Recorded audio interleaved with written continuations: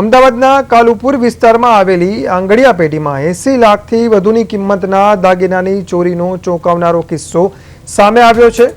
Pravin Kumar and કંપનીમાં નોકરીએ લાગેલા જીગર વિહોલ નામના કર્મચારીએ ભુજ મોકલવા માટે તેને સોંપવામાં આવેલા સોના ચાંદીના દાગીના અને કિંમતી પાર્સલ લઈ પલાયન થઈ ગયો હતો, જેને લઈને ખળભળાટ મચી ગયો હતો। પોલીસ તપાસમાં સામે આવ્યું છે કે જીગર વિહોલ ભુજ જવાને બદલે સુરેન્દ્રનગર જ ઉતરી ગયો હતો અને ત્યાં પોતાના સાગરીતો અજય ઠાકોર અને દીપક રાવળને તેણે જે પાર્સલ હતું, જે દાગીના ભરેલું પાર્સલ હતું, તે તેમને સોંપી દીધું।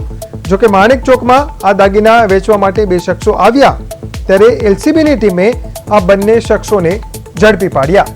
આ સમગ્ર કાવતરાનો માસ્ટર માઇન્ડ વિપુલ ઠાકોર હોવાનું પોલીસ તપાસમાં ખુલવા પામ્યું છે। પોલીસે મોટા ભાગનો મુદ્દામાલ રિકવર કર્યો છે અને ફરાર થયેલા જીગર અને વિપુલની ધરપકડ કરવા માટે ચક્રો ગતિમાન કર્યા છે।